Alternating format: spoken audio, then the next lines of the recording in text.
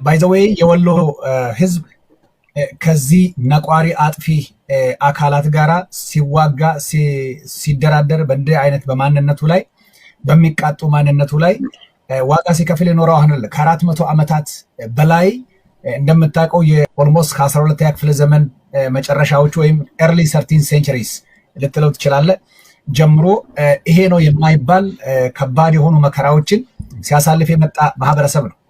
በተለይም ከአጼ ዮሐንስ ዘመን ማነው አጼ ቴዎድሮስ ዘመን አካባቢ በጣም የከፋ የመጣበትን ነው የምነግርህ። እሳቸውን ካንከሄዱ በኋላ አጼ ምኒልክ በታች በኩል አጼ ዮሐንስ በላይ በኩል ሆኖ ለኦሮሞ ህዝብ ለወሎ ኦሮሞ ይሄ ነው የማይባል ከባድ በደሎችን ሲያደርሱበት እንደኖሩ ታሪክ እናውቃለን። ይሄንን ሁሉ ተቋቁሞ እዚህ የደረሰ ማህበረሰብ ነው ማህበረሰብ። ይሄ ተነቅለ ሂድ ወደ ወለጋ የሚለውን ሰምተናል፣ ቪዲዮ ላይ ብለውናል ያሉት ህዝቡ ነው፣ እነሱ አይደለም የሚሉት፣ ህዝቡ ነው የሚለው።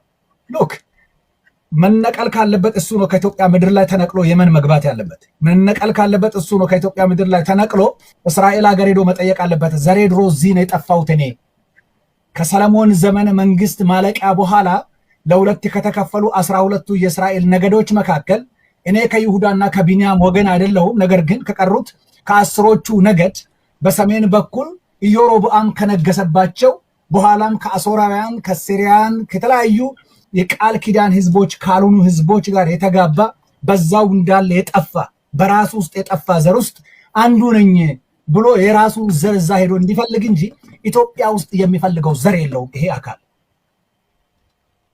ስለዚህ ጦርነቱ 3 ነገር አለው። ይሄን እንደዚህ የሚያናግረኝ ግልጽ ስለሆነ ነው ጦርነቱ። አንደኛ ወንድሜ ነክቶታል፣ እሱ ብዙ አላብራራም። ሃይማኖታዊ ጦርነት። ኦርቶዶክስ ሀገር ናት ስትል ያን ጊዜ ነው ጦርነቱ የተከፈተ።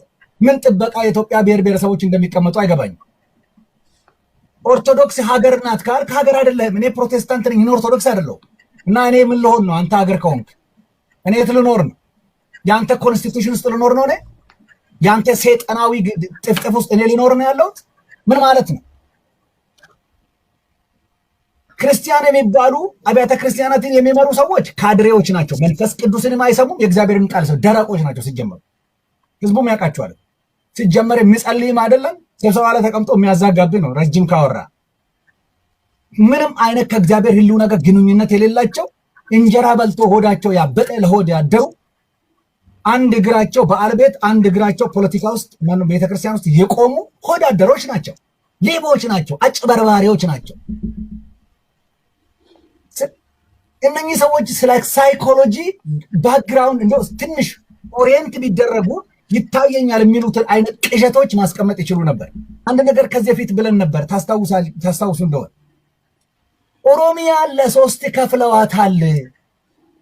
እስላሙ ላይ ፈርጀዋል፣ ታችኛዋን ደግሞ ፕሮቴስታንቱን መናፍቅ ብሎ ፈርጀውናል የሚለው ሰብሰብ አድርግና ወሎ ላይ አምጣ። ምንድነው የሚፈልጉት? ኦርቶዶክስ አገር ነው ካልክ ሁለተኛው ለምን ማለት ነው? ሁለተኛ ይሄ ጦርነት የበቀል ጦርነት ነው።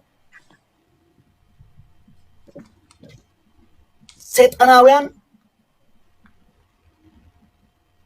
ተንታኞቻቸው ወይም ዘጋቢዎቻቸው ሚዲያዎቻቸው ሁሉ ጊዜ ምን ይላሉ? 16ኛ ክፍለ ዘመን ይሉና ስለ ግራኝ አህመድ ጦርነት ሲያነሱ የእስልምና ጦርነት የሃይማኖት ጦርነት እንደሆነ ያወራሉ። ሁሉ ጊዜ ግን ሲያወሩ ፊታቸውን ተመልከት፣ አንደበታቸውን በጣም በምሬት ተሞልቶ ነው የሚያወሩት። What does that imply to you? They are ready to revenge Oromo people. እስላምን ኦሮሞ ለማጥፋት ለዚህ በቀል የተዘጋጁ አካላት መሆኑን እንዴት ነው የማይገባ? እንዴት ነው የወሎ ኦሮሞ ለጦርነት ሲከፈት የሚገባ? የግራኝ አህመድ ጦርነት የእስልምና ነበር እነሱ እንደሚሉት ወይ ሌላ ነበር? እሱን ማውራት አስፈልግ ብትነግራቸው የሚገባቸው ስለ አይደለ ለሚገባው ነው ታሪክ የምትነግረው። ለድንጋይ እንዴት ውሃ ታጠጣዋለህ? ድንጋይ ነው አስፈልግም። ነገር ግን የሚፈልጉት ሁሌ የሚያወሩት ምንድነው? የጦርነቱ የበቀል ጦርነት እንደነበረ ሁሌ ያወሩታል። ስለዚህ አሁን ምን እያደረጉ ነው? ቤተክርስቲያን ሲያቃጥል አይተናል እኮ አዳማ ላይ። ቤተክርስቲያን የሚያቃጥለው ወለጋ ላይ ነው አይተናል። ይሄንን የሚያቃጥሉት እነሱ ግን የሚቀርጹትም ደግሞ እነሱ። ወለጋ ላይ ቤት ሲቃጠል ንብረት ሲያጠፉ ሰው ሲገሉ ቀራጩን አታይም፣ ገዳዩን አታይም፣ ግን ተገዳዩን ታያል። ራይታው ወይ ደግሞ ወዲያው መረጃው እነሱ ጋር ይደርሳል። ለሰዎች የራስን አሳልፎ መስጠት ኬሚስትሪው ገዳ ውስጥ ያለን እኛ ነን። እሱ ጋር ምን አለው? መግደል ነው የሚችለው። እኔም ብቻ ራሱንም ይገላል። ድመት አይደለ እንዴ? ስለዚህ ጦርነቱ የሃይማኖት ነው። ምን ለማለት ነው? ኦርቶዶክስ ስታቃጥል ይሄው ሙስሊሞቹ አቃጠሉ ለማለት ወንድሜ፣ ይሄ ገብቶናል። የምታቃጥለው አንተ ነህ።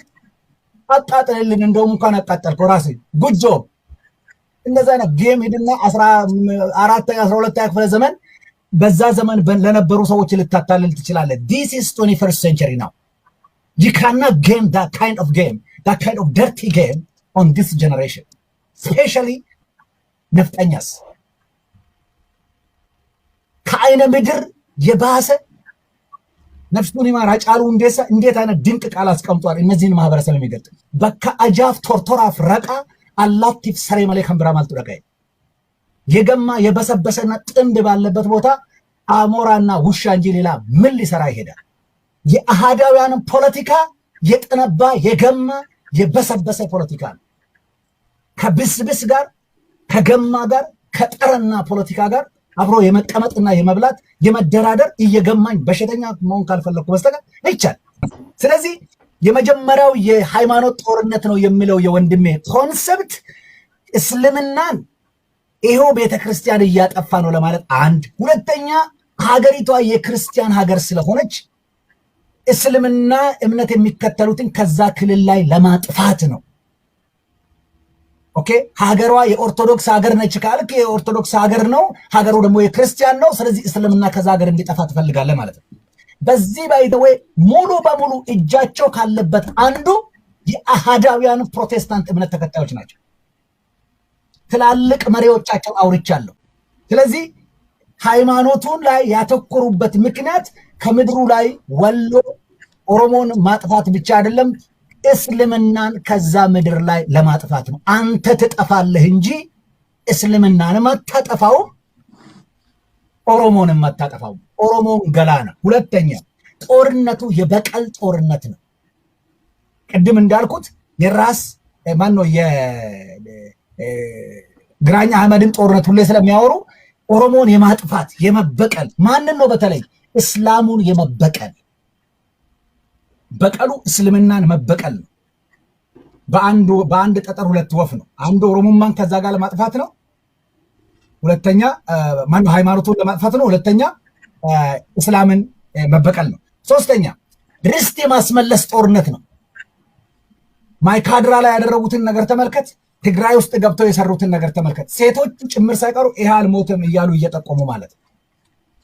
ትግራይ ላይ ያደረጉት ሰዎች እነማን እንደሆኑ በመስታወት አየናቸው።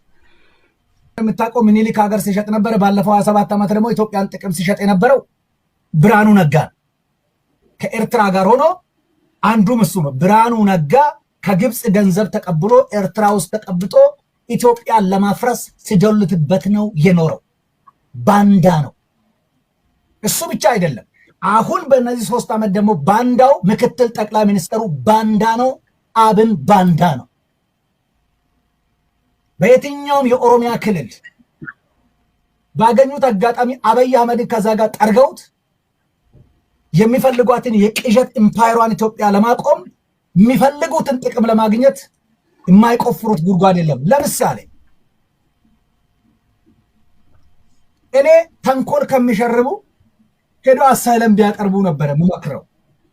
ዊአርሰም ላይክ ከጠፋ ነው ከናንተ ስለሆነ እስቲ ወደ እንመለስ ብለው ጥገኝነት ቢጠይቁ ይሻል ነበረ። እስራኤልን እንዴት አድርገን ኢትዮጵያ ውስጥ ያለውን ሙስሊም እናጥፋ፣ እንዴት አድርገን የኦሮሞን ፖለቲካ እናጥፋ የሚል ላይ ከሚሰሩ ለተቀን ከሚደፉ ትደፋለህ እንጂ እስራኤልም ገባች፣ አሜሪካም ገባች፣ አውሮፓም ገባች። ሰማይ ከምድር ዝቅ ብሎ ቢገባ የኦሮሞን ህዝብ የመጨረሻ የትዕግስቱ ልክ አልናገረው።